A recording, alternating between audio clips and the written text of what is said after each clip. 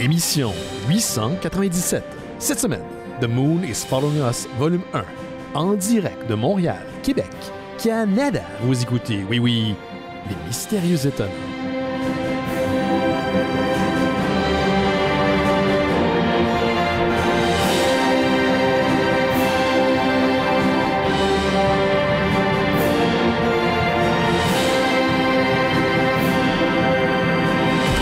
Et bonjour à toutes et à tous, vous écoutez Les Mystérieux Étonnants, une émission en balado-diffusion consacrée au BD et à l'ensemble de la culture populaire. Le complet. Le complet. Nos merci au micro. Et cette semaine, je suis entouré d'une équipe dont les membres sont des Dream Warriors. Oh oui. Oh oui, ben oui. Je vous le présente à l'instant. Vous le voyez dans vos rêves. Simon Chenier est avec nous. Salut Simon. Allô. Hello. Et nous serons rejoints par notre ami Laurent Boutin qui termine un quart de travail dans une librairie ici à Montréal, sur Saint-Denis.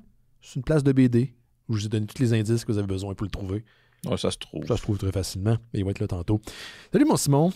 Hello. Et on parlait de Backlash juste avant l'émission. Ah oui, c'est rendu une tradition qu'on parle de lutte. C'est cool, j'aime ça. Ben ouais, on parle un petit peu de lutte des fois au show, des fois avant le show. C'est un beau divertissement, j'aime beaucoup ça. Ouais, c'était bien plaisant. Ta note sur 10? Ouais, moi je suis pas difficile. Là. Non plus, je suis un bon 8, public. mettons. Ah ouais? Ok, moi j'irais 7. J'aurais voulu un petit peu plus. C'est ça, j'hésitais là. Mm-hmm. Ouais. Mais tu sais, non, t'as raison. Ça a de l'allure. Ça a bien de l'allure. C'est ça. Hey Simon, on est presque rendu à la 900e des Mystérieux Étonnants, mine de rien. Ben ouais. Puis, je vais annoncer ça prochainement, mais je pense que je vais faire un petit get-together pendant le Festival BD Montréal. Ça va être ça, la 900e. Ça ne sera pas un show devant public, mais si vous voulez vous joindre à nous pour un goûter ou pour une bière, ce que je vais faire, c'est que je vais apporter mon enregistreuse puis je vais vous poser des questions. Donc, je vais vous forcer à participer. Vous voyez voir, ça ne sera pas trop gênant. Je vais faire un petit montage pour la 900e. Ça va être au moins une manière de le souligner sans faire partir en folie. Là. Je me souviens à un moment donné qu'on en a tellement fait que je ne sais jamais comment souligner l'occasion. Puis ça, j'ai jamais fait ça. J'ai jamais donné vraiment le micro, outre les messages vocaux, aux auditeurs, auditrices. Donc, ça va ressembler à ça, mon cher. Je pense, c'est une bonne idée. Ouais, on va jouer avec la formule. Ça va être le fun aussi de voir les gens pour le Festival BD Montréal qui s'en vient dans bientôt, à la fin du mois. Puis ça va être ça. Donc, gardez un coup d'œil sur les abonnés Discord, sur le Discord et les abonnés Patreon. Je vais aussi le mettre sur le Patreon.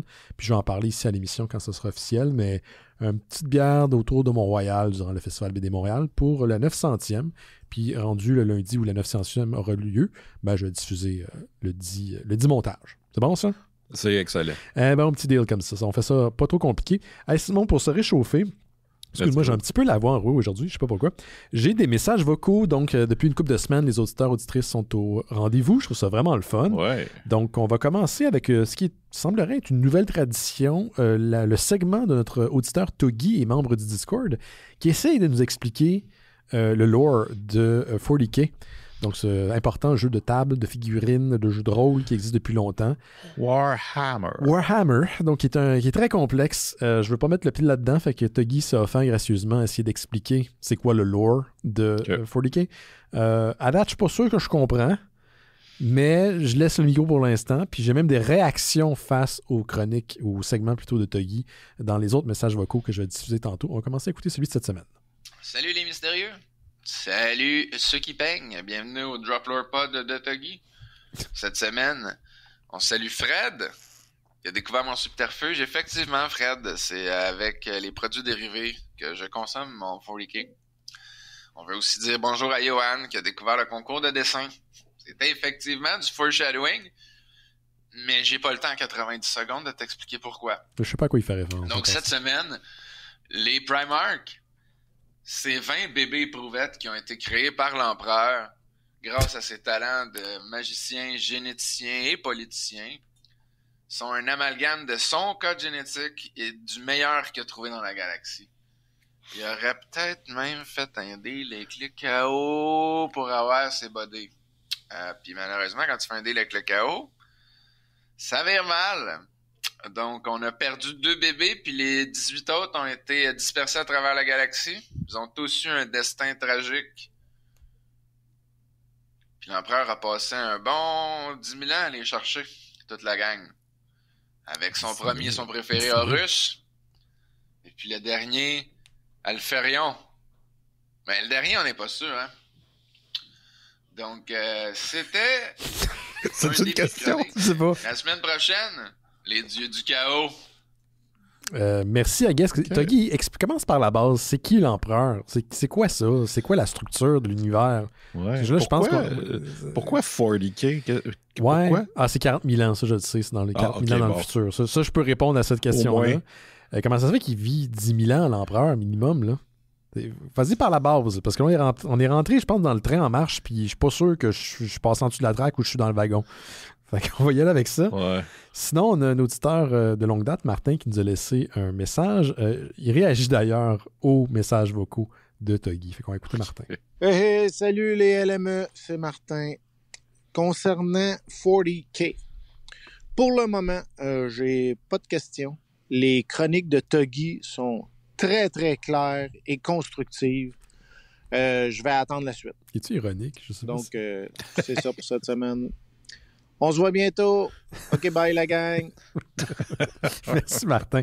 En tout cas, Toggy, ton passage ne passe pas inaperçu. Sinon, Raphaël qui nous renvoie un autre message cette semaine avec une excellente question. Hello, c'est Raphaël. J'ai une autre question. Moi, en fait, j'ai toujours des questions. Puis là, je viens de me réveiller. Il est dimanche matin. Puis, vous envoyez ce message vocal-là. C'est la première chose que je fais dans ma journée. Je l'ai reçu Alors, assez tôt. c'est vous dire comment j'ai les mystérieux étonnants et la culture populaire tatoués sur le cœur. L'ensemble. Alors, voilà ma question. En art, on peut tout dire. Il suffit de savoir comment le dire. Au niveau des bandes dessinées, j'ai entendu dire qu'il y avait eu le code du comic book dans le passé qui déterminait ce qu'on pouvait aborder et ne pas aborder. Aujourd'hui, est-ce qu'il existe encore un encadrement plus établi ou c'est des règles non écrites? Est-ce que si on décide, si un acteur du milieu décide de produire une bande dessinée sur un sujet controversé, est-ce que c'est purement des considérations financières, des considérations de relations publiques, de crise possible qui déterminent si on va de l'avant ou pas avec ça? Est-ce qu'il y a une grosse différence entre la dynamique des gros joueurs et des petits joueurs? Il me semble qu'il y avait une bande dessinée de Carnage qui était plus ou qui n'a pas été disponible sur Marvel Unlimited parce qu'elle était trop violente. Tu sais, comment ça fonctionne tout ça? En tout cas, j'étais curieuse. Hey, merci pour tout! Merci à toi pour ta question, ton excellente question. J'ai pas de réponse définitive, puis Simon, n'hésite pas de rajouter ton grain de sel si ça te tente là, pendant ma réponse. À ma connaissance, la dernière maison d'édition qui faisait affaire ou plutôt qui allait selon les standards du Comic Book Authority Code, c'était Archie Comics, puis ça arrêtait à peu près au début des années 2000. Rendu là, tout le monde avait droppé le Comic Book Authority Code. De toute façon, tout le monde avait droppé, puis ça n'avait plus vraiment d'influence sur la base d'achat. Ouais. À ma connaissance, pour répondre à ta question là, de façon vraiment simple et large, ça dépend de l'éditeur, puis ça dépend des considérations de l'éditeur. Et des fois, c'est pour des trucs, ça peut être très, très, très, très spécifique ou des fois excessivement flou. Ils ont clairement des guidelines éditoriales. Des fois, ça peut être lié au sexe, ça peut être lié à la dépiction de la violence. Donc, vous allez voir surtout chez Marvel et DC, quand c'est explicitement violent, on va par exemple montrer peut-être les splouches d'une explosion de tête en noir dans l'ombre, mais on ne va pas voir en rouge. On ne va pas montrer le sang directement. Il y a ce genre de considérations-là. Je me souviens, il y a presque 15 ans de ça, il y avait Yannick Paquette qui nous parlait d'un numéro de Batman qu'il avait déjà dessiné où le personnage, ses jointures se faisaient fondre, mais dans la colo, ils ont mis en stylisé. C'était comme jaune, c'était pas rouge. Okay. Donc, c'était comme une manière de composer avec la violence gratuite. Au niveau de la sexualité, je pense que c'est encore Yannick Paquette, mais qui disait qu'une de ses Catwoman avait des bobettes un petit peu plus larges parce que c'était considéré trop sexy selon l'éditeur. Donc, ça dépend de la personne qui gère la collection.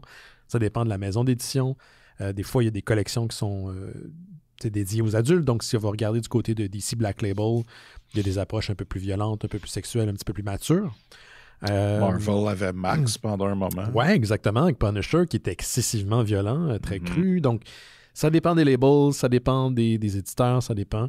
Mais il peut y avoir des séries qui, c'est ça, qui fait qu'on veut les lire. Je peux regarder The Boys, c'est très graphique, le comic book qui a inspiré la série d'Amazon Prime.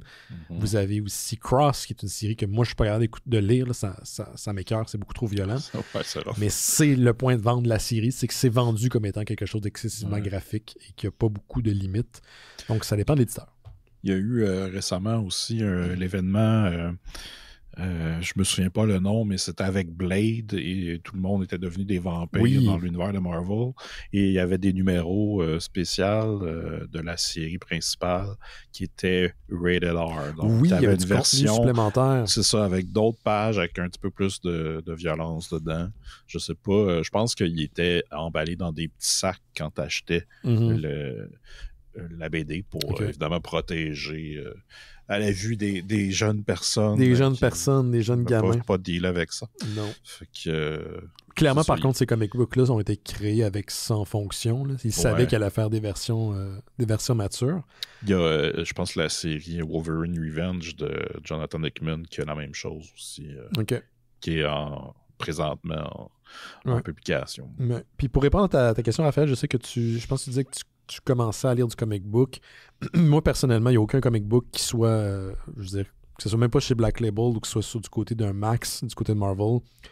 C'est pas des BD que je donnerais à un enfant, même pas un ado. Pas parce que c'est... Bon, pour les enfants, il y a de la violence, mais c'est des histoires relativement complexes. Dépendamment du médium... Moi, ma nièce écoute Spidey and Friends. Là, c'est comme genre Spider-Man en cartoon. Oui, ça, c'est formaté pour elle. Mais les BD de Spider-Man, c'est pas fait pour elle. Puis les films, c'est un peu pour tout le monde. Donc, ça dépend, c'est quel produit dirigé vers quel public. Puis le comic, ça fait longtemps que c'est plus destiné aux enfants. Là. Donc, mais il y a quand même cette espèce de... Ils peuvent quand même se lancer là-dedans. C'est sûr que ils vont se rendre compte qu'ils peuvent pas tout comprendre. Non, c'est ça. Exact. Je pense que c'était ça un peu nous autres aussi quand on était jeunes, en plus de la langue, commencer comme une série de même, là, puis là, t'avais Spider-Man avec plein de clones, c'est comme... cette période-là, c'était fucké, ça. Mais ça, nous autres, on était fuckés, les gens qui lisaient la série ou Spider-Man depuis des années étaient aussi très fuckés. C'est connu, infamous, cette période-là, pour être très, très, très complexe. Puis toi, tu viens de le lire à travers les X-Men, d'ailleurs. Ça doit être aussi un fourre-tout dans les années 90. Là. Il y avait plein de titres, puis ça s'entrecroisait. Mais là, on s'éloigne. Mais tu vois, d'ailleurs, les années 90, c'était une période où la violence était plus mise de l'avant, où c'était plus extrême. Donc, ça dépend des périodes, ça dépend des libertés que les éditeurs, les maisons d'édition se donnent. Donc, voilà, il n'y a pas de réponse définitive. Et au fur des... N'importe quelle œuvre ou société de production, qu'importe comment... quelqu'un qui crée du contenu, là, pour un mot un peu qui englobe tout, ça crée dans son époque. Hein? Fait que les sensibilités de l'époque vont être reflétées dans les œuvres, qu'il y ait des limitations ou pas. Puis aujourd'hui, c'est plus mature. Dans les années 90, on essaie de pousser l'enveloppe, on essaie de trouver une manière de revamper le côté un peu plus campy, un peu plus loufoque des super-héros. On est allé un petit peu trop loin. Puis qui sait ce que l'avenir nous réserve pour le comic book? Ça risque d'évoluer. Ça va évoluer, veut pas, parce que c'est un produit de son époque. C'est ça qu'on avait comme message vocal de la part de nos éditeurs cette semaine, Simon. Si vous voulez nous laisser des messages vocaux pour la semaine prochaine, moi et Yoann, on va les faire jouer également. L'adresse est dans le descriptif de l'épisode. C'est un SpeakPipe, donc c'est une plateforme qui nous permet d'envoyer ou plutôt de recevoir des messages vocaux. Vous pouvez le réécouter avant de faire le petit send, le petit envoyé, donc il n'y a pas de problème. Si vous n'aimez pas votre message, vous pouvez le reprendre. Questions, commentaires, suggestions, tout est le bienvenu. Donc en espérant vous entendre pour la semaine prochaine. Voilà. Simon, on va continuer avec toi avec tes nouvelles cette semaine.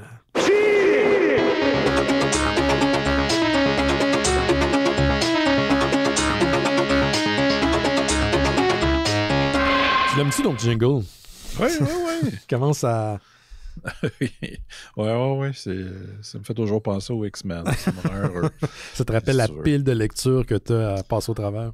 Ouais. Je vais peut-être en parler tantôt, mais là, j'ai une petite nouvelle concernant une nouvelle série chez Marvel qui... C'est un petit peu dur de pas spoiler une petite affaire. Comment je vais Soyez parler avertis. Ouais, Moi, je n'ai pas vu le nouveau film Thunderbolts. Non, mais j'ai été spoilé par Instagram une semaine après. Ouais, mais je pense que ça fait partie de la campagne publicitaire que l'Astérix... Je m'en doutais, mais j'aurais aimé ça ne pas le savoir. Ouais, moi aussi, mais là, en plus, Marvel avait annoncé une série Thunderbolts. Yep. Et qui finalement change de titre. Oui. Là, attention, spoilers pour 30 secondes. Vas-y. Pour le titre. Oui, ça va s'appeler New Avengers. Ouais. Oui, c'est une nouvelle série qui part de... Présentement, on a un événement qui s'appelle One World Under Doom. Ou parce que maintenant, Doom est maintenant le Sorcerer Supreme. Sacripant. Ouais, mais moi, je suis un peu en retard là, sur ce qui est publié présentement, mais je sais que ça se passe. Et là, c'est ça, il va y avoir un nouveau team book mettant en vedette les personnages suivants. Bucky, Black Widow, Clea, qui est pas la Sorcerer Supreme, mais celle qui est... C'est pas la copine de Doctor Strange ou quelque chose? Ouais, je pense que c'est sa copine. En tout cas, sinon, elle l'a remplacé pendant un bout. Le Hulk, il y a Wolverine, mais pas Logan, mais bien Laura. Et Namor, et ainsi que Eddie Brock, qui maintenant porte le symbiote de Carnage. Ah oui, c'est vrai, j'ai vu ça passer, oui. Ouais. Et ça va être une série par Sam Humphrey, et dessiné par Tone Lima. Et ce qu'on sait pour l'instant, c'est que ce team-là va se battre contre une version evil des membres du Illuminati. Oui, j'ai vu ça passer. Donc, les Killuminati. OK, là, ça, c'est très 90. Ça, c'est très 90. Avec Bolt, qui est la version evil de Black Bolt. Mr. Ouroboros, qui est Monsieur Fantastique, Guru Strange pour Doctor Strange, Professeur Extinction pour Professeur X, Luke Charles pour Black Panther et Iron Apex pour Iron Man. Donc, ça s'en vient, je crois que c'est peut-être au mois d'août, non, juin. Donc, le 11 juin. Puis, je ne sais pas à quel point ça va être... aussi relié à la série principale de Avengers de Jed McKay. Yep. Mais c'est intéressant, j'aime ça. C'est le même principe que comme les New Avengers sont sortis au début des années 2000, c'était pour combattre l'équipe officielle. Au début, c'était la nouvelle équipe, puis après, c'est devenu comme une équipe pour combattre l'équipe officielle, celle qui était mandatée par le gouvernement après Civil War. Puis là, tu as le New Avengers actuel, c'est un peu pour combattre l'autre Avengers twisté de Doctor Doom. Donc, c'est un peu la même fonction. Ouais, c'est ça. Fait que, en tout cas, on verra ce qui se passe avec ça. Yes. C'est intriguant. Excellent. Hey, moi, je vais te renvoyer la balle parce que j'ai aussi une nouvelle concernant les X-Men en quelque sorte. Ben oui, exactement. Les X-Men, du gros X-Men shit, là, Simon. C'est qu'il y a une suite qui a été annoncée pour Age of Apocalypse. Oui, c'est vrai. Oui. J'ai complètement oublié. C'est correct. Un gros événement qui a eu lieu dans les années 90. Une suite 30 ans plus tard. Puis la suite va marquer aussi le retour de Jeff Loeb, un des scénaristes de la série jadis, à la barre de cette mini-série de 6 numéros au total. Il va signer la série avec Simone DiMio, qui est au dessin. Donc, tout ça va débuter quelque part en septembre prochain. Ça va commencer avec X-Men Apocalypse Alpha, après une mini-série qui, en fait, c'est tout, ça suit, mais on imite un peu la nomenclature qu'il y avait eu dans l'époque quand c'était Age of Apocalypse. Ouais. Donc, ça va suivre avec X-Men Apocalypse 1 à 4 et après X-Men Apocalypse Omega. Quand je dis X-Men Apocalypse, parce que la série va mettre en vedette les personnages des X-Men de cet univers-là parallèle de Apocalypse. Donc, pour les gens, peut-être rappeler un peu c'est quoi. On est dans un univers parallèle futuriste où Apocalypse a contrôlé la Terre, Charles Xavier est décédé et les X-Men sont dirigé par un Magneto qui a décidé de prendre la job de Charles.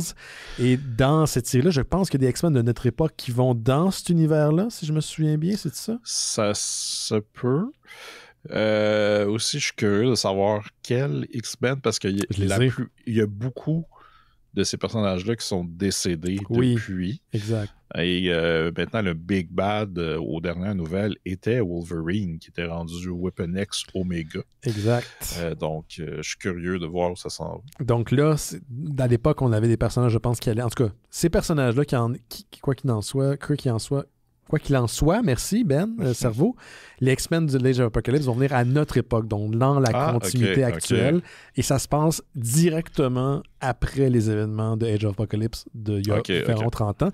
Et l'équipe qui a été rassemblée pour ça, Simon, j'ai la liste, Gambit, Sabretooth, Wild Child, que je ne connais pas beaucoup, Blink et Forge, donc ils vont voyager dans notre époque, dans notre continuité de l'univers Marvel 616, et ils vont confronter les X-Men de la continuité actuelle. Donc, j'ai bien hâte de voir ça.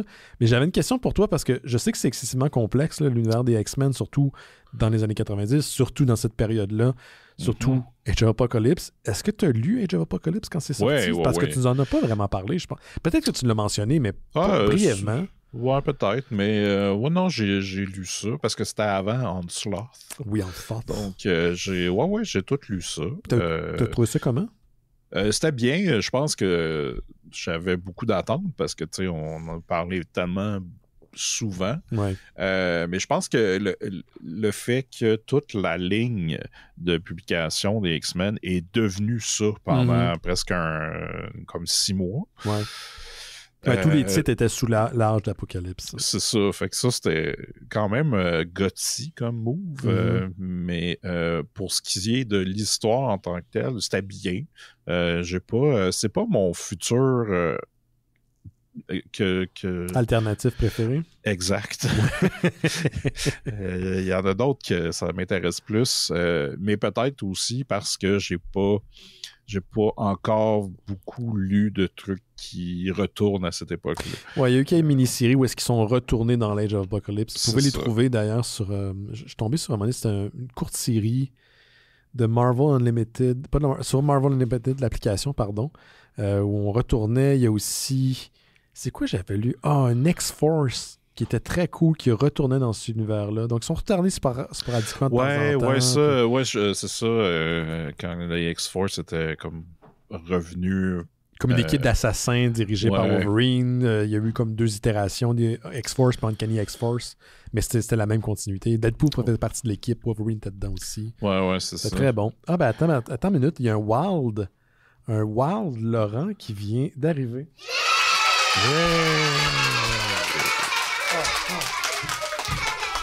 C'est moi, Laurent. Salut, J'ai Laurent. pas le bon micro. Ben oui, t'as le bon micro. M'entendez-vous? Oui. Ouais, on t'entend. Allô?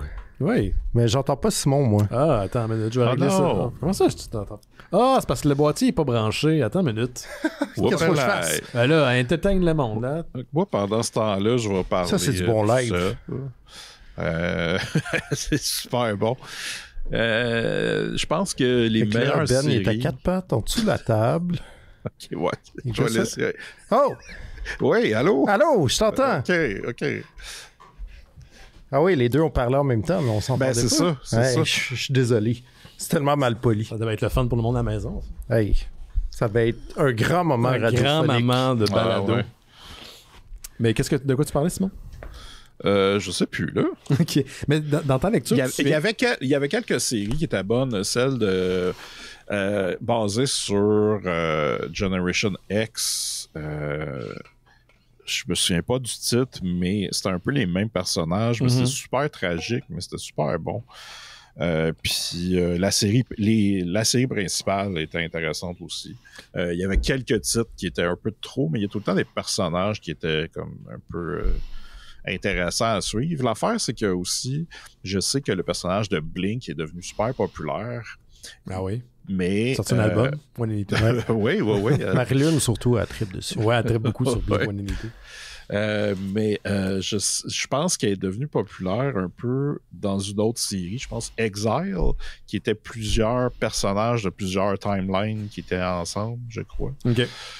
Parce que je trouvais que dans ce que j'ai lu de Age of Apocalypse, elle était là, mais Il y avait rien. Je sais pas, il manquait. Je m'attendais à plus. Mais des fois, les gens, ils focus sur un truc, puis tu sais pas pourquoi, puis après, le personnage, il a sa propre mini-série où ils vont le mettre de l'avant, puis ça va durer un temps.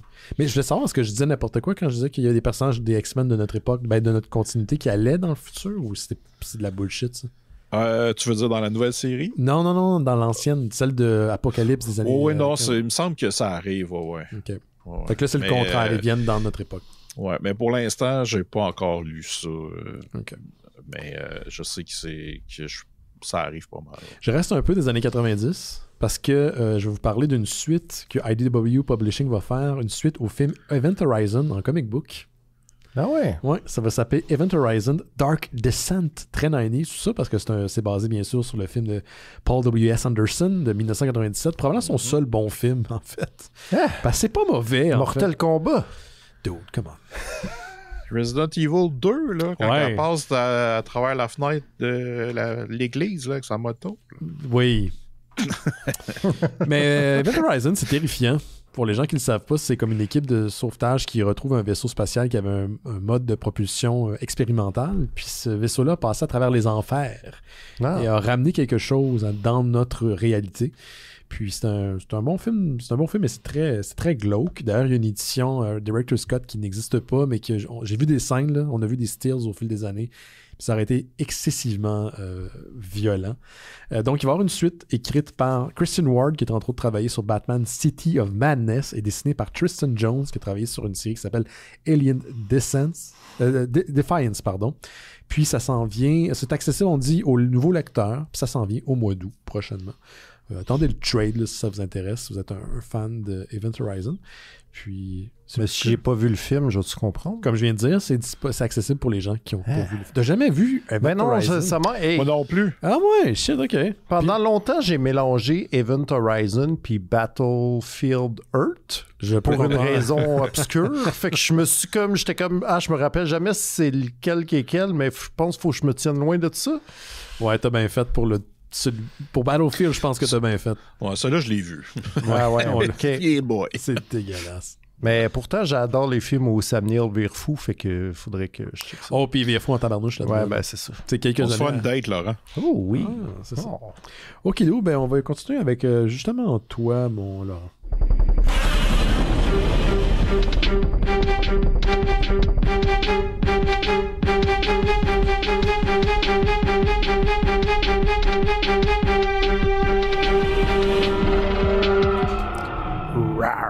Wow. Hey, c'est la mi-mai. Ouais, déjà. Ouais, ça va vite. Je vieillis dans 3-4 semaines. Ah ouais? Qu'est-ce qu'on va faire? Ah, vieillir. Ouais, faut pas mal juste ça. Décomposition cellulaire, là. Nice. Ben, d'ici ta fête, Ben, il se passe un autre événement. Qui est maintenant un événement qu'on attend tous à la fin du mois de mai. Surtout toi, parce que tu as beaucoup à travailler pour ces événements-là. Rendu là, je suis rendu au bout où j'attends que ça soit fini parce que je suis fatigué. Ouais. C'est comme le bout où on éteint des feux. Mais oui, effectivement, je parle du Festival de BD de Montréal. Yeah. Qui aura lieu cette année du 23 au 25 mai sur la rue Saint-Denis, comme les 3 dernières années, c'est-à-dire sur la rue Saint-Denis. Ils ferment la rue. C'est entre... Guilford et Roy. Voilà, Guilford et Roy. Mm-hmm. Puis voilà, il y a beaucoup de gens attendus, beaucoup d'événements attendus. Moi, je pense qu'on devrait renommer la rue Guilford Gildor. À chaque fois que j'entends Guilford et Roy, je me dis, ouais, pourquoi on n'a pas une rue Gildor-Roy? Ouais, pourquoi on n'a pas? Hey, la ville, appelez-moi! J'ai des idées. Des idées, on peut t'en donner des idées. Avec une statue de Gildor. Sure. Debout sur ses petites pattes d'en arrière. Ouais. Ça, c'est une référence aux Simpsons. Oui, c'était bien ça. Dans les... comme d'habitude, là, il y aura tous les gens qui sont mystérieux, étonnants, related. Jake Dion, Olivier Carpentier, Cap, Denis Rodier, tout le monde est là. C'est genre toute la BD du Québec sera à Montréal. J'ai noté quelques auteurs Outre-Atlantique? Outre-Québec, OK. qui valent la peine de s'y attarder. Entre autres, Lucie Brion, qui est une jeune autrice qui est nominée au BD List cette année pour son livre Happy Endings, qui était, moi, une de mes BD préférées de l'année passée. qui étaient en gros des histoires courtes, un peu fantastiques, où le titre le dit, c'est qu'ils finissent bien. Parce que c'est tellement rare ces temps-ci que ça fait vraiment du bien à lire. T'es comme, tout le monde est content, puis de bonne humeur, puis là, les conflits sont réglés, puis là, ça finit bien. J'adore. De la fiction. Oui, de la fiction. Et dans son tout contraire, il y a un auteur espagnol qui s'appelle Marc Torices, qui a sorti un livre qui s'appelle Cornelius le chien, qui est un gigantesque livre vraiment très beau avec, c'est comme un gars, le gars il est jeune quand même, mais il est vraiment caméléon. Là, c'est un livre qui a genre à peu près 14 styles graphiques différents dedans. Là. Puis genre le concept, c'est un peu comme si on suivait un vieux strip qui existait depuis genre 100 ans, fait que ça change un peu de forme tout le fil temps. des années. C'est comme il y a vraiment un chien, après il devient humanoïde et tout. En tout cas, c'est très mouvant, mais tout ça raconte une histoire où j'ai jamais vu autant de bullying au sein d'un même livre. Là. Genre, ça m'a fait physiquement mal. Mais c'est aussi étrange parce que, tu sais, d'habitude, quand tu lis des affaires de bullying, t'es comme... pauvre personne qui subit ça. Mais là, dans ce livre-là, il y a aussi des bouts où t'es comme, non, mais vraiment, il le mérite quand même. Il est comme tellement pas un bon être humain non plus que t'es comme, forcément, genre, comme, ça m'offense qu'il subit, mais aussi ses actions à lui, genre. J'ai vécu des émotions, donc je le recommande chaudement. Excellent. Malgré tout. Puis on me dit à l'oreillette que Marc Torices est vraiment très beau aussi. OK. Toutes les personnes... Depuis quand t'as une oreillette, toi? Genre... Qui te parle dans l'oreille? Écoute, toutes les personnes de sexe féminin que j'ai entendues qui ont déjà rencontré cet auteur espagnol-là n'ont que d'éloges par rapport à son physique. Bon. Alors... Fait qu'il est bon, puis vous irez... checker ça par vous-même. Sinon, il y a des activités il y a comme d'habitude, là, toutes sortes de dessins en direct, de genre Pictionary avec des auteurs connus, de genre combat de personnages, il y a des ateliers, des tables rondes. J'ai entre autres retenu une table ronde qui s'appelle How to Kill a City, qui est en anglais, celle-là, qui est une table ronde sur la crise du logement dans les comics. Parce que maintenant, on est rendu assez que ça affecte nos vies, qu'il y a plusieurs œuvres alentour de ça, qui mettra en scène, entre autres, Rick Trembles, dont vous vous rappelez peut-être les comics super weird de cinéma qu'il y avait à chaque semaine dans le Montreal Mirror. Des bonhommes là, avec des pieds tout carrés, puis tout là, c'était souvent sur des... C'est lui qui a fait la pochette de l'album d'Arsenic 33. C'est-tu lui? Non, ça c'était Monsieur Swizz. Je sais exactement de quoi tu parles, mais il y a certainement une parenté graphique dans le weird géométrique. Ceci dit, je comprends. Puis il y aurait aussi Shagayeg Moazani dans cette table ronde, qui est une artiste iranienne qui était installée à Montréal depuis une couple d'années. Et son dernier livre qui était sorti à Noël, qui s'appelle Les Coquelicots de Ridgewood, met en scène justement sa bataille juridique avec genre elle et ses voisins dans un logement à Côte-des-Neiges où ils se seront fait rénovicter violemment. Avec pas de conséquences de la part du promoteur. Ben voyons, toi. Je te jure. Comme si c'était possible. J'y crois pas. Dans ce monde-là. Puis une autre table ronde sur l'ornithologie dans la bande dessinée, avec entre autres Joshua Barkman, que vous connaissez peut-être plus sous le nom de False Sneeze, qui est... Il est très populaire sur les réseaux sociaux. Là. C'est ces dessins d'oiseaux vraiment très beaux, dessinés à l'aquarelle, puis qui disent des grossièretés. En gros, vous checkerez ça, c'est vraiment bon. Je suis très fan. Puis il est là avec l'artiste montréalaise Isabelle Melançon pour parler des oiseaux dans la BD. Puis toutes sortes d'affaires là aussi pour les jeunes pour apprendre à faire des mangas, mais aussi pour tout public pour apprendre à confectionner vos propres zines et tout. Fait que vous pouvez tout checker ça. La programmation sur le site internet du festival. Oui, site internet qui est www.fbdm-mcaf.ca. Yes, puis c'est pour toute la famille, on le rappelle, à chaque année. C'est pour toute la famille, c'est accessible à tous. C'est pas juste pour les enfants, c'est gratuit, c'est ça qui est cool. Donc, il n'y a pas de gêne. T'sais, au pire, allez, vous arrêtez un kiosque, il y a un auteur qui vous tente. Puis si vous achetez un livre, puis même si c'est pas vrai, Dites-leur que c'est grâce aux Mystérieux Étonnants que vous l'achetez. Comme ça, nous autres, on a du street cred.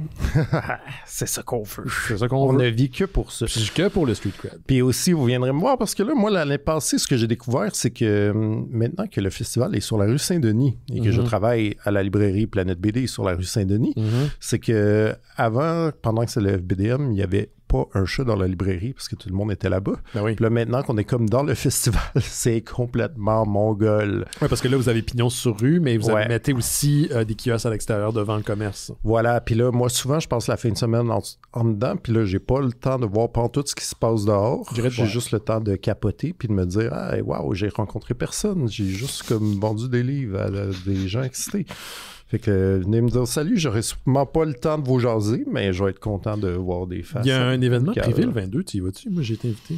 Privé? Ben, privé, c'est le lancement, là. Ah oui, oui, parce que ça a l'air, il faut que je remette un prix. Ah bon? Ben, on se va se voir là-bas. Ouais. Vas-tu chanter un karaoké après? T'es-tu malade? Tu m'as-tu déjà vu chanter une fois dans ma vie? Dans ta vie? J'espère toujours que ça sera la première fois. Non. Ça n'arrivera pas. Si je chante une fois au karaoké, il y a deux choses qui se passent. Soit c'est la fin du monde, ou je suis vraiment défoncé. Mission acceptée. Il y en a un qui est beaucoup plus proche d'arriver que l'autre. Et c'est pas être défoncé. Donc, on va continuer avec Simon. Attends une minute. Il est là, il est aussi là. Ah non, ça, c'est Gauthier. Regarde, qui? Ça va bien. Maudit iPad de merde, mais c'est le gars qui manipule l'iPad. Vous avez compris, c'est une transition. Anyway. Oui. Vous savez, c'est le mois de mai. Donc, je suis en plein dans le mois de Mathias You. Oui, tu avais annoncé ça. Oui. Oui, donc j'ai écouté quelques films avec Mathias You ou Hughes. Je vais dire Hughes. C'était pas un festival Marimé? Moi, j'avais commencé un festival Marimé. Ben, pas moi. Ben, tu sais, Montréal, il y a plusieurs festivals à la fois, Laurent. Oui, c'est vrai. C'est une ville de festivals, donc voilà.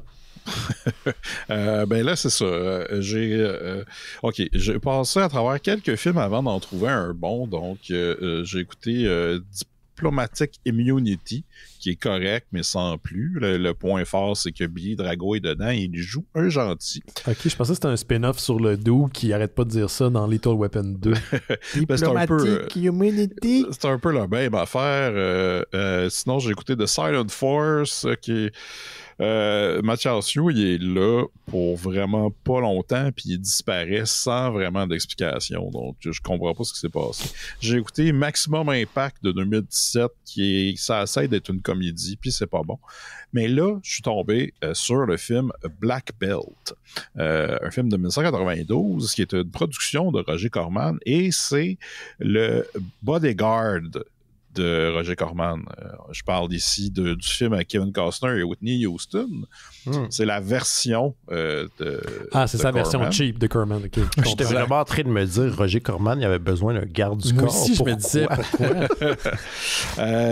C'est mettant en vedette Don de Dragon Wilson dans le rôle de Kevin Costner et Mathias You est un psychopathe qui est bon pour faire des arts martiaux, mais qui est un peu obsédé avec une chanteuse parce que la chanteuse reprend une chanson que sa mère lui chantait. Et il a une relation un peu étrange avec sa mère. Et là, évidemment, ça vient jouer dans sa tête. Et là, il veut tuer notre chanteuse. Et Don Dragon Wilson est engagé pour la protéger.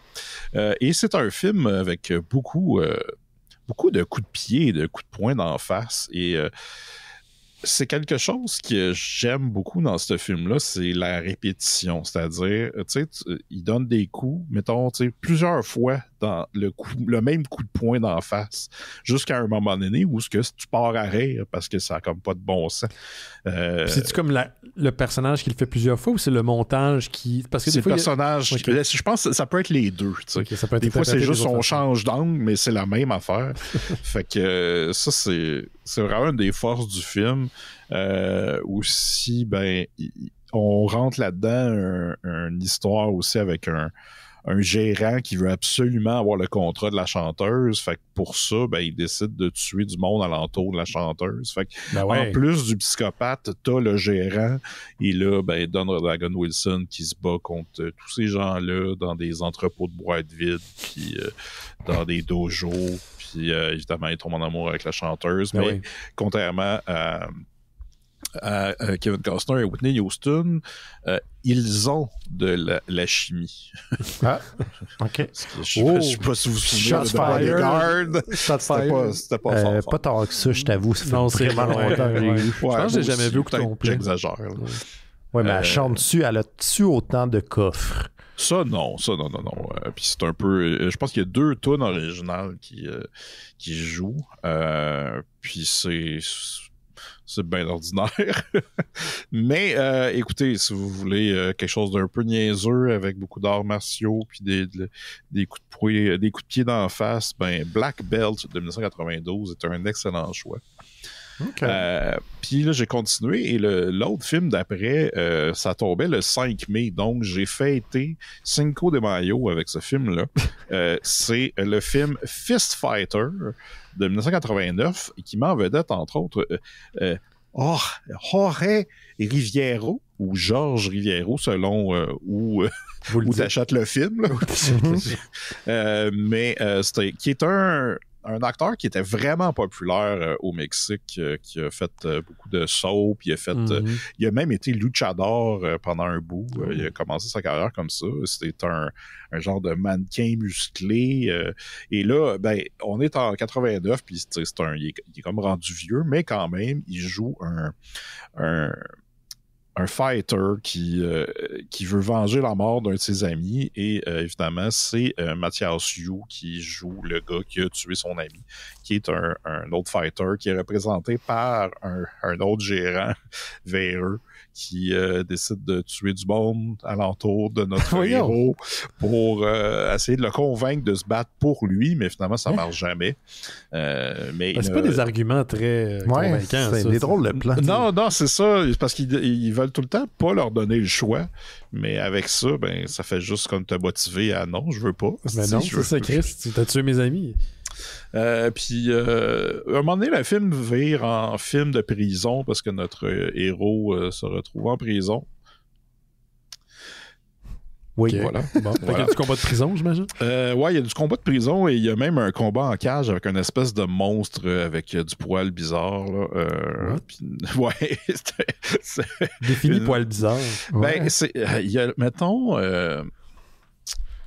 j'essaie de voir un exemple de quelqu'un ou un costume, tu sais, avec du poil exagéré. Du poil exagéré. Comme moi, mettons. Ouais, comme toi, mais je sais pas si vous avez déjà vu des scènes du Yeti du 21e siècle ou quelque chose du genre. Oui. Ben, c'est un peu... Il a l'air de ça. OK. Puis il se bat dans une cage. Là. Puis ben, c'est ça, c'est que notre héros se fait pas donner le choix de se battre par le chef, c'est quoi, comment on appelle ça? Doyen. Le warden, le doyen de la prison. Ouais, doyen.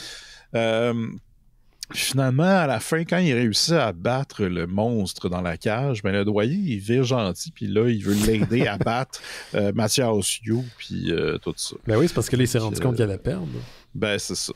Fait que c'est un autre film. C'était pas incroyable, mais il y avait des bonnes scènes, puis c'était mieux que... Parce que je l'avais déjà vu, mais j'avais aucun souvenir. Je pense que je l'avais écouté en travaillant un moment donné. Fait que... Mais là, c'était un film parfait pour Cinco de Mayo. Là. Ça se passait en Bolivie, mais il y avait quand même un acteur mexicain comme rôle principal. Bon. Puis sinon, rapidement, j'ai aussi écouté une comédie avec lui qui s'appelle Alone in the Woods, qui est un Home Alone dans les bois. Puis il y a du kidnapping, puis des pièges. Puis, y a-tu un kid ou c'est un adulte? Oui, c'est un kid qui se retrouve à essayer de libérer une fille qui est kidnappée par Mathias Yu et un autre gars. Puis il y a comme de l'humour. Là. À un moment donné, Mathias Yu, il est sur un bol de toilette, puis il lit une revue, puis il rit tout seul. Là. Puis c'est une revue de gun. Puis là, après, il y a une explosion sur la toilette parce qu'on melon. C'est ça. Puis sinon... Il rit en lisant une revue de gun? Ouais, ben... Ils font tout ça en bas. Pour le montrer un peu niaiseux, tu sais. OK. Montrer qu'il y a du range aussi, je sais pas. J'ai vu, excuse-moi, juste un aparté, tu sais, le gars qui joue Marv dans Home Alone, là. Ouais.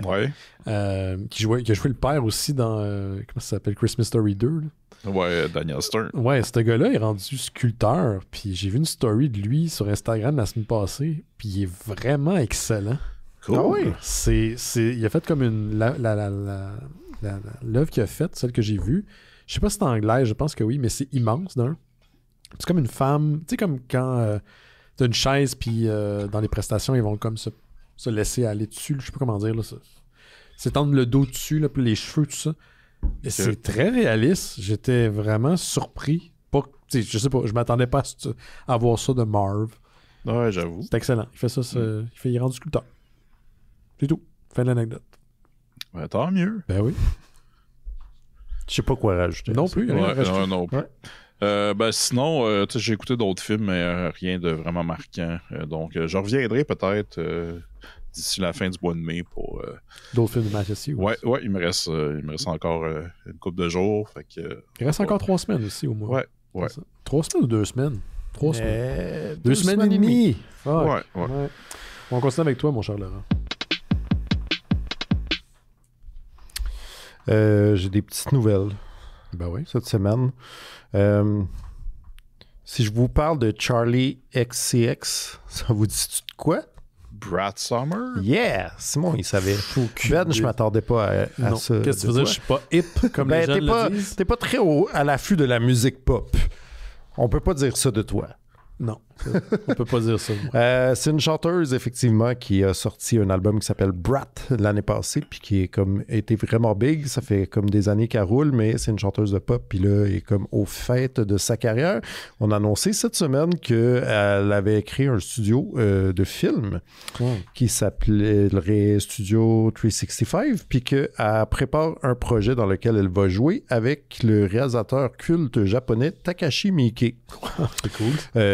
Qu'on connaît surtout pour ses films du tournant des années 2000, Audition, puis Ichi the Killer, et en tout cas un réalisateur très très extrême, mais qui s'est beaucoup multiplié et qui est comme plus tant que ça un gage de qualité. Non, il fait énormément de films maintenant. Ben c'est ça, à force de faire 8 films par année, en tout cas moi les derniers que j'ai vus, ça volait pas super haut, puis là, je pense que tout le monde, quand il y en a un à Fantasia, il est évité maintenant. Ou en tout cas, c'est plus une valeur sûre. C'est comme ça l'était. Quand il venait à Fantasia, il donnait des entrevues dans le local qu'on utilisait pour les médias sociaux, juste en bas. Puis, il s'était coupé avec, en grattant, c'est comme un petit bobo sur le menton. Et il avait commencé à pisser le sang. Ah ouais? Puis, on dirait que c'est stagé. Non, ça arrêtait pas. Il a fini par quitter. Puis après, j'ai vu le Kleenex plein de sang dans la poubelle. Je me suis dit, si je le pogne, c'est sûr qu'il y a un freak de Takashi qui va vouloir l'acheter. Je l'ai pas fait, mais j'y ai pensé. C'est un bon props de réalisateur culte de films d'horreur. Ouais, tu sais, Kleenex plein de ça. Tu sais, dans ma bibliothèque en arrière de moi, où est-ce que j'ai plein d'items de l'histoire des mystérieux étonnants, j'aurais le Kleenex de Takashi Miike. Ouais. J'aurais pu faire ça. Dans un cadre, c'est ça. Pas du tout facile à expliquer à tes dates qui viennent. Bon, écoute, ce problème-là, ça se présente pas, je te dis. Ouais, de toute façon. Parmi la mer de figurines, c'est déjà assez tough à expliquer de même. Ouais. Les Legos dans le salon aussi, ça... Ah ouais? Ben oui. Mais c'est pour filtrer. Oui, ben c'est ça. S'il y a un commentaire là-dessus, là, hey, va-t'en. Ouais, va-t'en chez vous. Laisse-moi gérer mon argent comme je veux. C'est ça. Puis sinon, tant qu'on reste dans les productions artistiques, j'ai pas grand-chose là-dessus parce que je sais pas ce que j'en pense, mais on annonce qu'à San Francisco, il y a un musical qui commence qui s'appelle Luigi The Musical, qui est basé sur Luigi Mangione, qui est le gars qui a tué le CEO d'agence d'assurance de santé aux États-Unis. Donc, ce héros qu'on mérite enfin. Mais tu relire ses tweets. Ah ouais, hein? Ouais. Mais c'est ça, mais là, j'étais comme, ceci est intéressant, tu sais, comme, je trouve ça... Moi, ce que je trouve surtout, je dis pas que je suis d'accord avec ça, mais je comprends comment il en est arrivé là, puis je trouve ça intéressant comment l'Internet l'a récupéré comme un héros, mettons. Sauf que là, ce musical-là, mais aussi en vedette Puff Daddy, pas le vrai Puff Daddy, mais le personnage. Ouais, le personnage. Ça se passe comme dans un prison avec un autre gars qui est aussi une vraie personne. Mais Parce que les deux sont en prison dans la même prison en ce moment, c'est ça? Ah oui? Oui, c'est Ok. vraiment vrai. Le Puff Daddy, puis c'était Puis là, double. il y aurait aussi un autre gars qui aurait fait des fraudes de Big Tech là, que j'ai rien compris, mais là, tous ces gens-là sont des personnages. Puis là, j'étais comme, je sais pas où vous en allez avec ça. Frileux, Ouais. mettons. Je veux juste savoir si Puff Daddy rappe contre Godzilla à un moment donné. Ouais, probablement pas. Référence En tout cas, au personne Godzilla parlait de Godzilla dans aucun communiqué que j'ai vu. Fait que, Est-ce que Godzilla va être appelé à témoigner contre... ouais, peut-être. Ben, je sais pas s'il était des parties. Hein. Ben, ouais, Probablement, peut-être. mais est-ce que ça... Ouais, ce Moi, je pense qu'il n'est pas Godzilla-là... allé. Ce Godzilla-là, il est probablement allé. C'est pour ça qu'on l'a pas Ouais, revu ouais, après, cette ouais. version-là de Godzilla de 97. Ouais, c'est ça. C'est pas le Zilla qu'on l'appelle. Mais fait que c'est ça, ça existe. Là, après, le communiqué était comment? Ils ont créé ça vraiment. Quand ils l'écrivaient, ça a été fait en 2 mois. Puis j'étais comme, je sais pas si c'est un gage de qualité. gage de qualité. Oui. Qu'est-ce qui se passe? Je sais pas. Ils font je sais pas si on l'entend à la maison, mais ils s'amusent à faire... Ouais, laissez-moi vous dire, c'est pas juste des pleurs. Non, ils sont tout le temps... ça Et puis on dirait que c'est juste le lundi qu'ils font ça. Ben, ils font Ah pas ouais? juste ça le lundi, mais on dirait qu'ils s'amusent à le faire à partir de 6 heures. Ah ouais, ils savent, hein?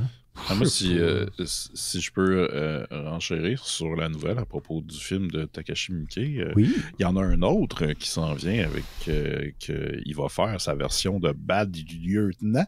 Ah ouais? Oui, c'est vrai. Mais j'en parle parce qu'il y a Liv Morgan qui va jouer dedans. Qui est la Wow. lutteuse Liv Morgan, qui d'ailleurs Oui. en ce moment n'est pas... elle n'est pas dans Non, le parce roster qu'elle actif. tourne ce film-là. Wow, c'est cool. Mais quand tu as parlé de Takashi Miike tantôt, je me demandais si c'était le même film, mais non, c'est ça. Ah, c'est ben un écoute, autre, on sait rien sur l'autre. Peut-être que tout ceci est le même projet. Il semble On sait qu'elle a pas, un- mais en même temps, il fait 8 films par année. Il semble Fait que- qu'elle a Ouais, ben, c'est ça. un casting de Emma Frost aussi dans les X-Men. Tu trouves pas? Non. Tu la castes? Non? Ah, Mystique, Non. peut-être?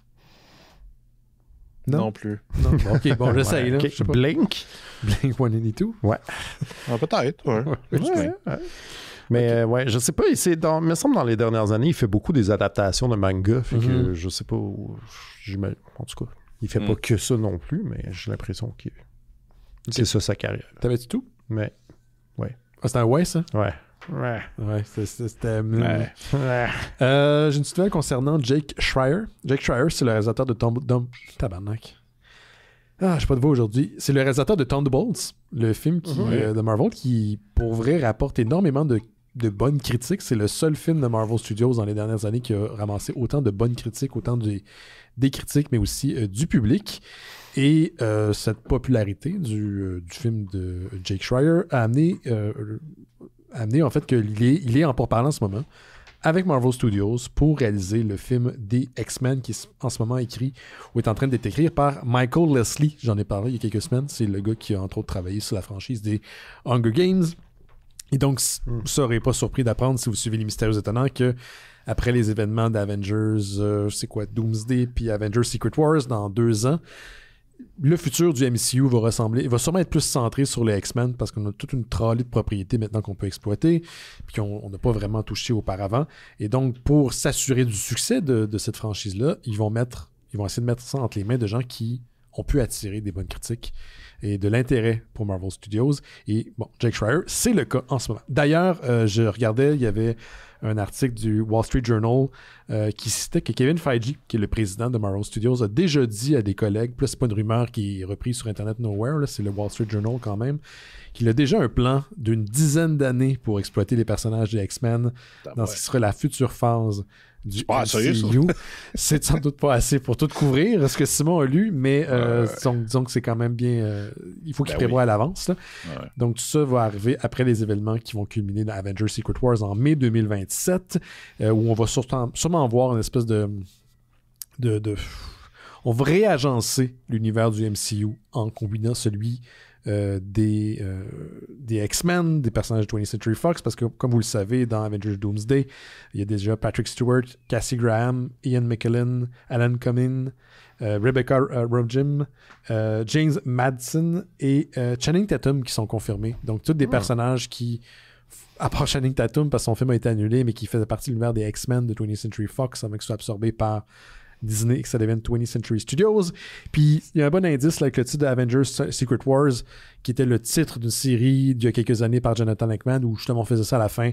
Il y avait des univers parallèles, on les recombine, on shake and bake tout ça, puis on ressort un nouveau MCU. Puis c'est probablement ce qu'ils vont faire avec les Fantastic Four, les X-Men et ce qui est déjà établi dans le MCU.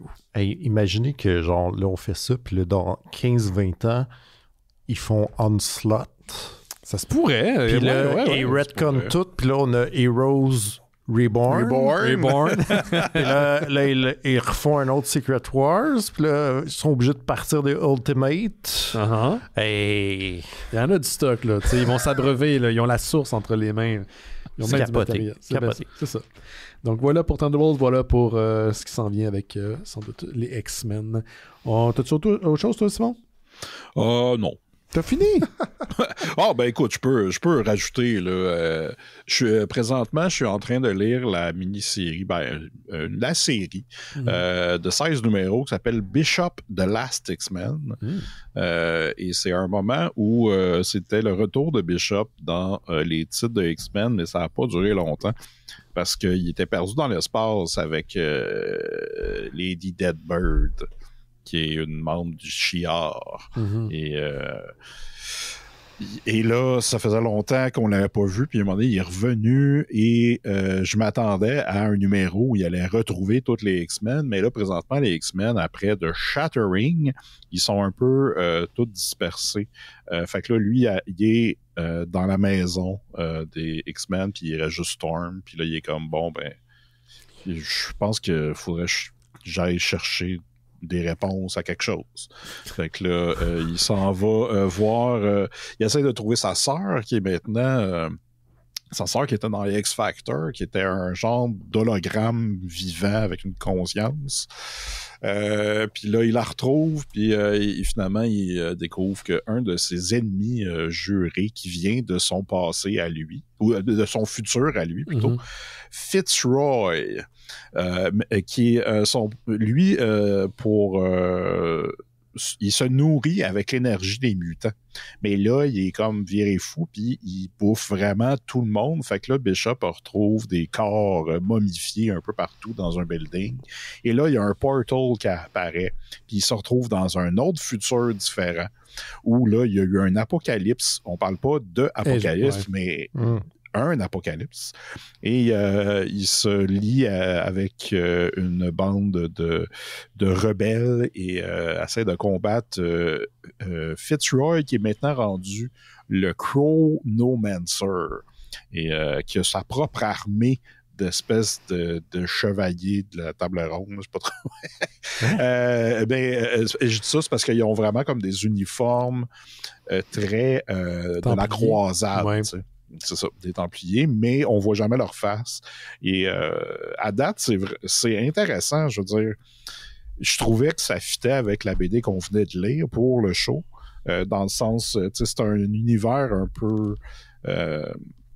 futuristique, différent, avec un monde un peu magique, puis on a ça dans cette série-là, fait que c'était bien, mais tu sais, je suis pas rendu loin, mais faut quand même que je lise ça pour me rendre à un événement qui s'appelle The 12 dans les X-Men. Donc t'es au début des années 2000?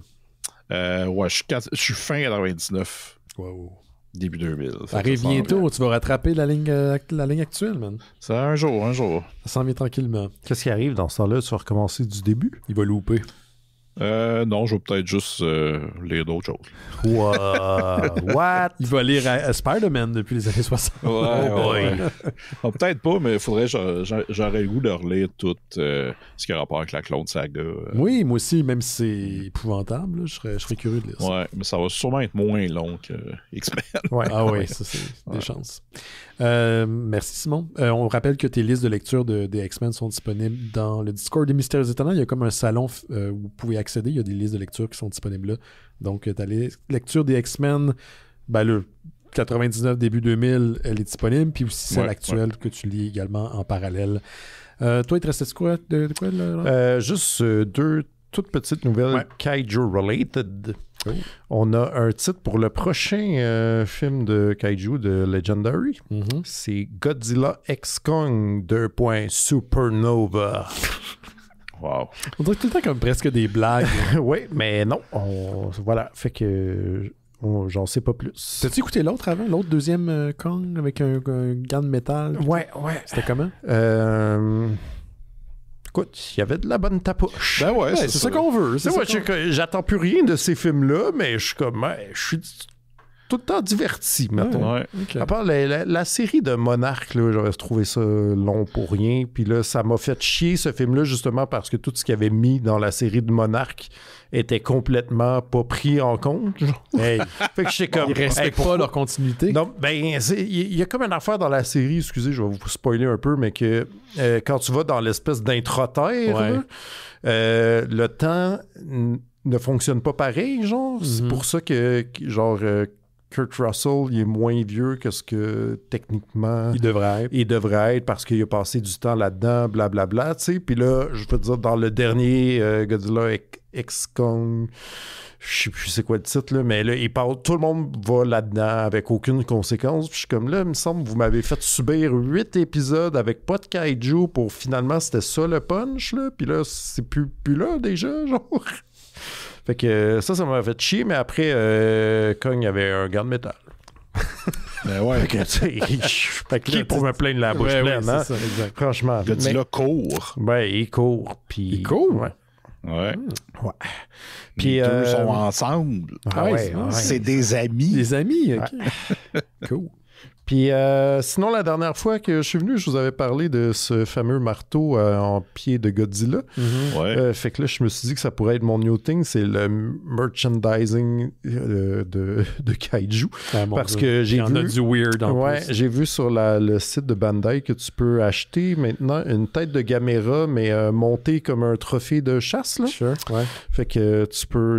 C'est pas grandeur réelle de Gamera. Impossible. Parce que ça prendrait trop de place. C'est à peu près gros comme ma tête, que je présume que dans la vraie vie est plus petite que Gamera, même si j'ai une grosse tête. Mais si jamais vous voulez ça sur vos murs, j'ai pas réussi à trouver un prix, là. Le site est en japonais, puis il marchait pas super bien. Je savais pas où je cliquais. Mais ceci existe. Ça doit pas être donné, là. Ça doit pas être donné. Non. Moi, 2 petits derniers trucs rapidos. J'ai écouté finalement une série qui se veut une successrice. Je sais pas comment le dire. La suite de? Non, je veux dire le mot comme... L'héritière? Non, successrice. Aide-moi un peu au lieu de boire de l'eau, là. Calice. Susceptible? Non, la succession, elle va succéder. Ce qui succède, mais je veux succéder. La succès. Je suis pas garant de ce mot-là. Ça se peut-tu? Attends, c'est un successeur? Ouais. Moi, je vous laisse... la successeuse. Qui est dans la veine de True Detective. OK. Ouais. Série qu'on a beaucoup aimée de HBO il y a plus d'une dizaine d'années de ça. Puis c'est une série... Moi. Non, toi, t'as même pas... T'as refusé de l'écouter à ce jour. Ouais. Mais moi, depuis, je suis en manque de mon True Detective parce que j'ai pas tout écouté les séries qui ont suivi, mais il y avait quelque chose d'unique dans la première. Non seulement la dynamique Matthew McConaughey, Woody Harrelson, mais le côté très ancré dans du réel, mais aussi des indices que tu sois d'un univers un peu cthulhuidien, qu'il y a peut-être du paranormal ou pas. C'est même jusqu'à la fin, c'est gardé... Il y a une certaine ambiguïté, mais c'est plongé dans une atmosphère qui est excessivement lugubre puis inspirée de l'occultisme. Puis ça, j'avais beaucoup aimé. Et il y a eu des tentatives de répéter l'expérience, mais ça a plus ou moins fonctionné. Puis là, en fin de semaine, j'étais sur Disney+, pour pas mentionner la plateforme, mais je regardais le catalogue de Stars, qui est le catalogue de produits qui viennent de FX, qui viennent de Hulu aux États-Unis, qui est des contenus un petit peu plus adultes. Et je suis tombé sur un truc qui s'appelle, une série qui s'appelle Grotesquerie. C'est ça le nom. Qui est sorti en 2024. Il y a 10 épisodes. Je savais pas du tout que ça existait. Ça met en vedette 2 actrices. Nancy Nash Betts, qui joue le détective Lois Tyrone, et Marcella Diamond qui joue System Megan, donc une sœur, genre. Okay. Une jeune sœur. Donc, détective Louis Tyrone est mis sur l'enquête d'une série de meurtres grotesques dans une petite municipalité, une petite communauté rurale aux États-Unis, où le meurtrier ou les meurtriers mettent en scène les cadavres. Donc, par exemple, il y a une scène de crime où ils vont carrément taquer les corps sur le mur. Et c'est excessivement graphique, là, on le voit. Là. Toutes les scènes de mort sont horrifiques. Ça me fait penser beaucoup à Seven, un peu dans son traitement. Mm-hmm. Mais l'atmosphère, la direction photo, tout ça, c'est des descendants, c'est en ligne directe avec True Detective, sans être une copie. Mais on voit l'inspiration. Puis ça m'a plu énormément. C'est graphique, c'est violent, c'est lugubre. On a le sous-entendu que peut-être tout ça lié à des forces occultes, encore une fois comme dans True Detective. Mais c'est aussi en même temps excessivement whack. Et whack est le bon mot. C'est vraiment bizarre. Il y a de quoi dans la direction et dans les dialogues qu'à un moment donné, les gens ne parlent pas. C'est comme les gens ne parlent pas comme ça dans la vie. C'est comme magnifié. Puis au début, je me disais, c'est-tu voulu ou c'est du mauvais acting? Puis je pense que c'est voulu. Ça se veut comme être un peu tout dans la même veine. C'est tout excentrique à le souhait. OK. Mais ça reste très intriguant. J'ai écouté 5 des 10 épisodes pour l'instant. Puis je vais peut-être revenir quand j'aurai fini la série, parce que c'est quand même assez dense.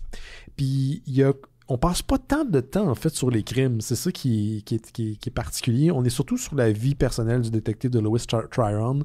Son mari est un professeur de philosophie avec qui elle avait des problèmes conjugaux, est tombée dans le coma après un ACV. Donc, elle est un peu à la charge de son mari, mais en même temps, elle se bat contre l'infirmière en chef, dis-je, de l'aile où il est prise en charge. Donc, il y a comme tout un combat de pouvoir et de dynamique là-dedans. C'est très particulier. L'infirmière a l'air d'une infirmière complètement psycho, sortie tout droit des années 50, dans son look. Mm-hmm. Puis, elle a un caractère de merde. Mais même Tyrone a des problèmes intenses. Non seulement l'enquête l'affecte, mais elle a des problèmes d'alcool énormes. Et elle est aux prises avec une fille, qui est encore à la maison, qui est excessivement brillante, mais qui a un gros problème, puis là, c'est pas de la grossophobie, là, de poids. Ça fait partie un peu de cette dynamique-là où elle aboie et sa fille mange. Et ils ont une espèce de... Tu sais, la dynamique familiale est complètement fuckée, surtout depuis que le père est parti. Puis tout ça est magnifié à cause de la série de meurtres. Et tout ça, c'est... Bon, et là, on a Sister Megan qui assiste la détective dans l'enquête parce qu'il semble y avoir un côté religieux. La raison, là, quand je dis que des fois c'est complètement de grotesque, il n'y a pas de raison logique pour lesquelles la Sister Megan devrait faire partie de l'enquête. Mm-hmm. On l'a forcé dans l'histoire, mais je pense qu'à un moment donné, il faut juste laisser aller. Là où j'ai beaucoup confiance en grotesquerie, c'est que c'est créé par Ryan Murphy. Puis Ryan Murphy, c'est un vétéran de la télévision. Il a créé plein de téléséries intéressantes. Entre autres, il a travaillé sur Angel, il a travaillé sur S.H.I.E.L.D. C'est un gars qui a des bons projets. Donc, j'ai hâte de voir si ça s'en va. Je pense pas que c'est une série à long déploiement. Je pense pas qu'il y aura une deuxième saison. Je pense que c'est juste one-time deal. Allez écouter ça. Ça s'appelle Grotesquerie sur Disney+. Puis sinon, vraiment rapidos, je suis encore dans le cthulhudien un petit peu adjacent. J'ai commencé et terminé, je l'ai vraiment dévoré, là, un petit jeu qui est disponible en ce moment sur Game Pass, gratuit, donc si vous êtes abonné au service de Microsoft, qui s'appelle Dredge, d'un petit studio qui vient de la Nouvelle-Zélande, qui s'appelle Black Salt Games. C'est une équipe de 4 personnes. Et c'est quand même exceptionnel. C'est pas beaucoup, c'est très peu. Donc, ils ont créé un jeu de pêche cthulhudien. Donc, vous êtes un pêcheur, vous conduisez une petite barque qui traverse à travers la mer, qui passe à travers différents archipels et dont la mission est de pêcher des poissons. Et différents types de poissons. Et chacun des poissons appartient à des positions spécifiques. Ça peut être dans la mer. Donc, l'océan, ça peut être dans l'abysse, ça peut être des eaux plus ou moins creuses. Puis ça vous amène différents types de poissons qui vous amènent de l'argent. Et le but du jeu, c'est juste de faire du cash pour modifier son petite embarcation, puis de ne pas mourir parce que le soir venu, et c'est sur des cycles d'à peu près, je pense, 15 minutes, puis un peu moins en fait, ça devient sombre, et là, il y a des créatures cthulhudiennes qui vous attaquent. OK. Et il y a tout un lore lié à cet univers-là. Parce qu'ils veulent tes poissons ou... Parce qu'ils veulent détruire la barque. Et que la mer est peuplée de ce genre de créatures-là. Il y en a plein. D'ailleurs, les poissons que vous pêchez sont des fois affectés de mutations très cthulhudiennes. Vous êtes chargé par un genre d'antiquaire de récupérer des items sacré, occulte, magique à travers le monde de Dredge pour lui ramener. Puis c'est à travers lui que vous allez finir par résoudre, c'est quoi le mystère de ce monde-là qui est beaucoup plus large. Il y a un mystère qui est beaucoup plus grand. Puis l'atmosphère au rendez-vous, il n'y a pas d'animation, les personnages sont statiques, il n'y a pas de voix, vous lisez. Il y a comme un côté role-playing là-dedans qui est super intéressant. La direction artistique, elle est magnifique. Quand tu navigues avec ton bateau, ça me fait penser un peu à la direction artistique en shell shading de Phantom Hourglass, le film. Je pense que c'est le jeu de Zelda qui se passe sur une embarcation. Ouais. Et c'est très... Ça peut être énervant, mais c'est très calme. Tu sais, c'est le genre de jeu que tu peux faire après une longue journée de travail. Tu te l'allumes, tu le pars, puis tu mets ton cerveau à off, puis tu as des mini-games pour récupérer tes poissons, puis tu profites de l'histoire au fur et à mesure qu'elle se déploie devant toi. Il est disponible sur Game Pass, je l'ai mentionné.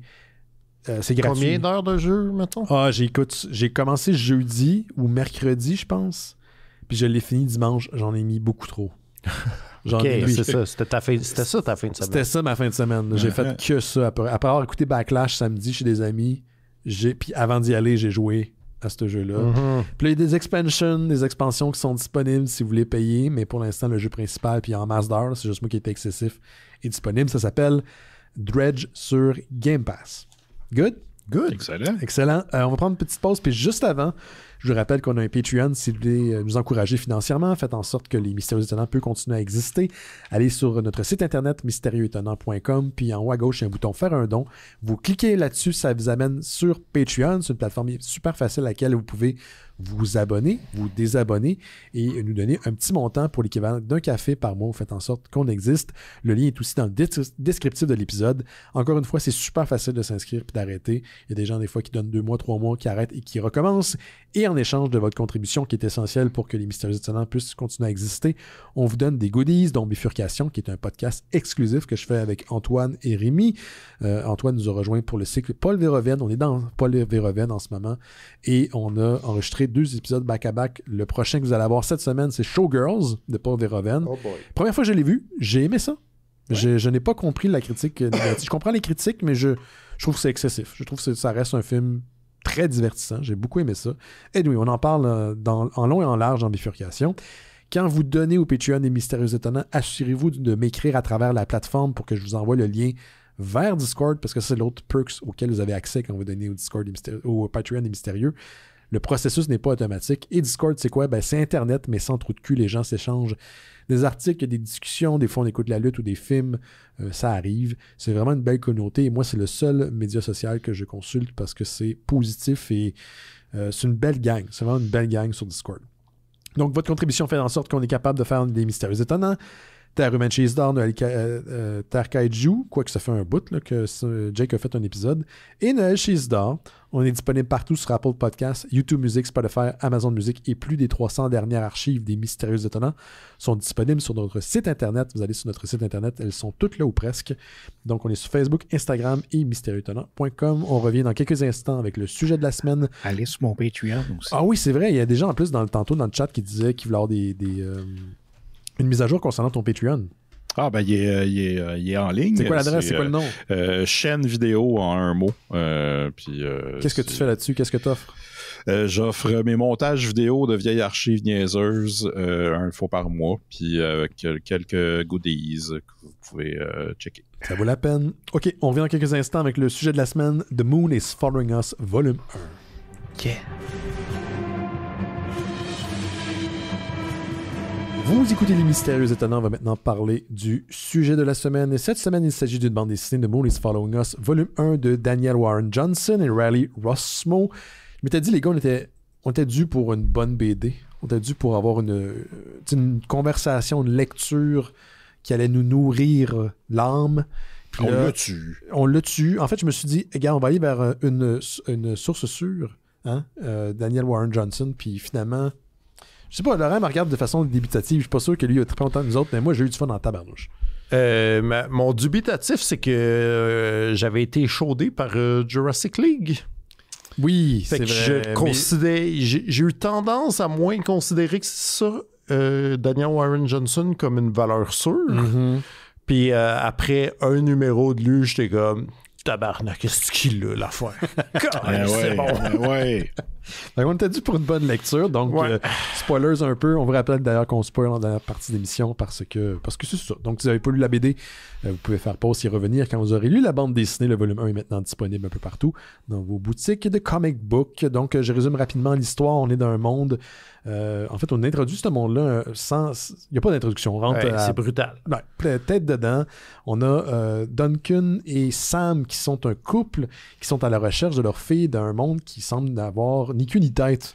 Un monde qui est peuplé de créatures weird. Une grenouille avec un eye patch, puis une couronne, puis des gros guns. Toutes des créatures qui sont toutes inspirées de jouets qu'on a un peu connus. Je reconnais un peu She-Ra puis Barbie dans un des personnages. Là, on s'aperçoit finalement que ces personnages-là sont dans la tête de leur fille. Ils ont accès à leur tête de leur fille grâce à un casque. C'est de la technologie, là, finalement. Pour essayer de la sortir pour rentrer dans l'esprit de leur fille, pour essayer de la sortir de son sommeil. Parce que là, on s'est endormi, elle s'est jamais réveillée et les scientifiques ne savent pas pourquoi. Fait que là, tu dis, bon, finalement, ça va être... au début, tu dis, ça va être fantastique. Puis après, non, finalement, ça va être technologique. Non. Dans le deuxième numéro, on apprend que ils ont reçu cette technologie-là, d'un magicien. Oui. Et donc, il y a de la magie aussi dans cet univers-là. Et c'est lui qui se présente comme étant le guide pour non seulement les amener dans les songes de leur fille, mais combattre des entités maléfiques qui ont pris possession un peu de son esprit, des espèces de parasites du sommeil, des songes. Et c'est dans cette aventure-là qu'on est projeté. Donc, avant de rentrer dans la grande conversation, je veux savoir si vous avez aimé ça. On va faire le tour rapidement. Commençons avec Laurent qui est en studio. Comment tu as trouvé The Moon is Following Us, le premier volume? J'ai vraiment beaucoup aimé ça. Ouais. C'est ça. Comme je disais, j'étais comme après un numéro, puis c'est court quand même, le Star Trade qu'on a lu. Il y a 5 numéros. Un cliffhanger de malade, d'ailleurs. Oui. Je suis un peu fru. Oui, je savais pas, je n'avais jamais entendu parler avant qu'on fasse ça. Puis j'étais comme, je sais pas si c'est fini ou quoi. Puis j'étais comme, si c'est pas fini. Mais tout du grand Daniel Warren Johnson en forme, je te dirais, c'est-à-dire de la tapoche de très haut niveau, mais avec du cœur. C'est ça, un affect émotionnel qui te prend dans le détour, que t'es pas tout à fait prêt à, mais que t'es comme, OK, c'est ça qui se passe, ceci est intense, je comprends mieux les interactions. Il y a de quoi de super intéressant, je trouve, entre les deux personnages principaux, là, qui se passe que ils ont l'air de tout le temps se pogner, là, puis que t'es comme un peu, qu'est-ce que vous faites ensemble, vous n'avez pas rapport, mais c'est juste deux personnes qui sont en train de réagir différemment à de quoi de grave qui se passe, ce qui arrive dans la vraie vie, genre, là. Puis je trouve ça super intelligent, puis bravo. Toi, Simon, comment t'as trouvé ça? J'ai adoré ça. J'ai trouvé que ça te fait... Il a réussi à faire comprendre ou te faire ressentir ce que c'est à être un parent qui est en train de perdre son enfant. C'est vraiment imagé, mais c'est un peu ça qui se passe, puis la détresse, puis tout. Ils sont prêts à tout, là. Ouais, c'est ça. Puis, évidemment, le dessin est toujours magnifique, et j'ai suivi le conseil de Laurent, j'ai écouté la trame sonore de Conan the Barbarian en même temps, lisant, et ça fitait, là. Il y a des moments là que c'était parfait. Fait que oui, très bonne lecture, j'ai adoré. Bon, ben excellent. Moi, je vais faire écho aux deux gars. J'ai beaucoup aimé ça. Comme Laurent l'a dit, puis comme on l'a déjà dit quand on a parlé des autres œuvres de Daniel Warren Johnson à part Jurassic League, ces bonnes BD sont un mélange de cœur et de tapoche. C'est des BD qui vont à 100 000 à l'heure, où on sent le mouvement, les personnages ont une personnalité, ils ont un relief, ils ont du volume, ils sont attachants, puis il finit tout le temps aussi par te toucher dans tes sensibilités. Donc c'est tout le temps ce genre de mélange-là qui réussit à faire, puis à se réinventer. Hein. Cette recette-là ne ressemble pas à d'autres qu'il a déjà fait. C'est les mêmes ingrédients, mais ils ont agencés d'une autre manière. Et autant au début, je dis, OK, c'est une BD de fantastique, d'un monde imaginaire. Ah, non, c'est une BD, on fait affaire à de la technologie. Ah, non, on est carrément dans de la magie. Puis c'est de façon structurale, ça arrête pas de se révéler. L'histoire aussi, le cliffhanger à la fin du dernier volume, du dernier numéro du premier volume, est quand même intense, très intense, parce qu'on apprend que le magicien qu'ils a amené dans ces péripéties-là, comment je pourrais dire ça? Les a piégés, là. Les a piégés. Il y a une mission pour ramener sa fille, on n'en sait pas plus. Ben, c'est parce qu'il est trahi, mais c'est pas un méchant. C'est parce qu'il a son propre agenda, parce qu'il y arrive la même affaire. Je dois dire que je l'ai vu un peu venir, par contre, mais reste que quand ça se passe, ça fend le cœur. Et ça finit sur un cliffhanger où les cauchemars de leur fille décident de les aider. Contrairement à avant, c'était les rêves de leur fille qui étaient en train de les aider. Puis Brio, le crapaud qui a un eye patch, qui est malade, ce personnage-là. Oui. Puis je pense qu'il y a une possibilité qu'il soit encore vivant. Il va y manquer une jambe. Ouais. Mais je serais pas surpris de le revoir. Il est peut-être pas tuable. C'est vraiment le Wolverine de la BD. Ah oui. Parce qu'on a une référence directe à X-Men. Oui. Un personnage dit T'as-tu déjà lu les X-Men? Puis là, après, il fait un fastball special. J'ai lu la case, puis j'étais comme oh, ça, c'est un fastball special. Expliquons, c'est quoi un fastball special? Fastball special, le classique, c'est Colossus qui prend Wolverine et qui le pitch. Puis évidemment, Wolverine revole et attaque. Mm-hmm. Mais là, il le fait, notre personnage Sam, le père, le fait avec la grenouille, avec le eye patch puis des guns. Fait que c'était magnifique. Yep. Il y a un mélange de... Tu sais ça, il y a des guns, il y a des épées, il y a de la magie, il y a tu sais, il y a tout est... Moi, ce que j'aime aussi, c'est quand on apprend que les rêves qui sont basés sur des jouets de la petite fille, parce que probablement comme elle joue avec ces jouets-là, puis après, elle rêve à ces jouets-là. Donc... Mais eux, ils n'ont aucune connaissance de cet univers-là. Parce de la vraie vie. De la vraie vie, ils savent pas c'est quoi, parce qu'ils ont pas... Ils sont pas les jouets comme tels. Ils sont... ce qui reste après, ce qui est produit après. Puis même là, je pense pas que c'est les échos de souvenirs de leur journée. Il y a un côté mystique à tout ça. Il y a de la magie d'impliquer. Ouais.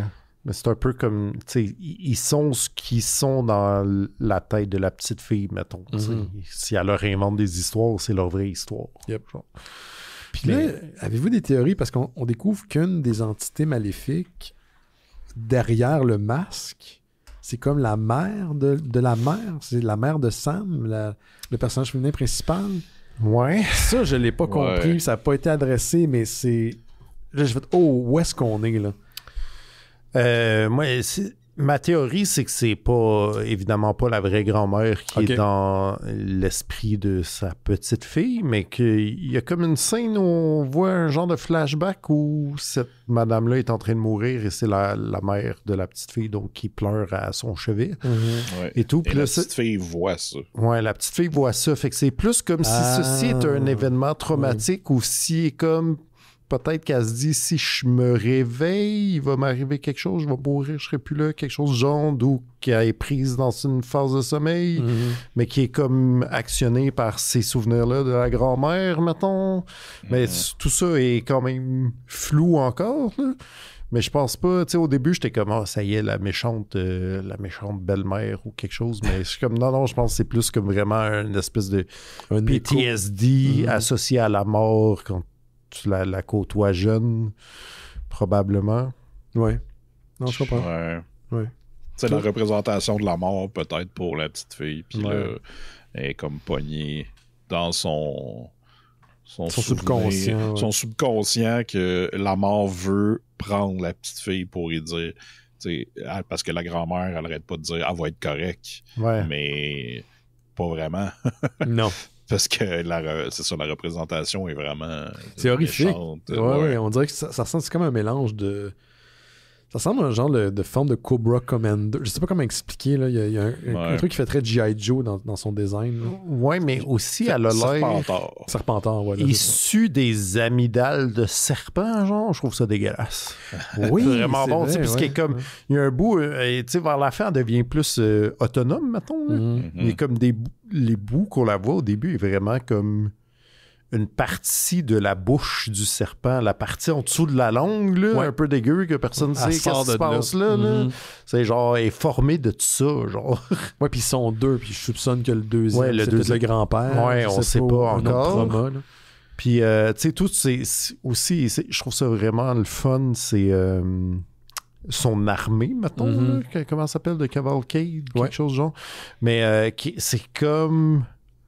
un peu comme si c'était des grosses fourmis démoniaques, genre, parce qu'ils sont un peu humanoïdes, mais aussi ils ont comme plusieurs membres, ils ont des troncs, ils peuvent avoir plusieurs jambes, comme tout ceci est comme c'est des parasites. Up, là. Ils sont dégueulasses. J'aime beaucoup le personnage de Pigface qui est en fait une chauve-souris qui, sous ses ailes, transporte des armes, puis il vide un peu l'énergie vitale des parents contre des armes, puis il le fait à 2 reprises. À chaque fois, tu sens qu'il a probablement retiré des années d'existence aux parents. Là. Puis la deuxième fois qu'il le fait, il leur échange leur énergie vitale contre une armée. Tu as des hélicoptères, tu as des tanks, tu as tout ce que tu veux. Là, okay? Puis malgré ça, c'est pas assez pour défier puis combattre l'ennemi. Puis ils se font pulvériser. Il y a comme une... Ça a l'air bizarre parce que je sais pas à quel point c'est compréhensible pour quelqu'un qui a pas lu la bande dessinée, mais il y a de la tension dans la BD. Là. Oui. Ils sont tout le temps à 2 cheveux d'y goûter. Là. Puis t'as peine à y croire. Il y a un moment où ils réussissent à la sauver brièvement. Puis tu sais, je me sentais essoufflé en lisant la bande dessinée. Là. Oh, Chris, OK, on est sur le bord, mais il va arriver quelque chose. Il y a rien de... Tu sais, on vous parle d'images qui sont très... j'allais dire d'images imagées. C'est des trucs assez imagés, fantastiques, mais détrompez-vous, là, même malgré le style coloré et dynamique de la BD, ça reste quand même très sombre. Très... Il y a des enjeux sont forts. Mm-hmm. Puis même au début, tu te dis, genre, tu sais, quand tu catches qu'il se réveille, puis t'es comme, ceci n'est qu'une simulation, c'est pas si grave, il n'y a pas d'incidence tant que ça, mais en fait, il y en a. Oui.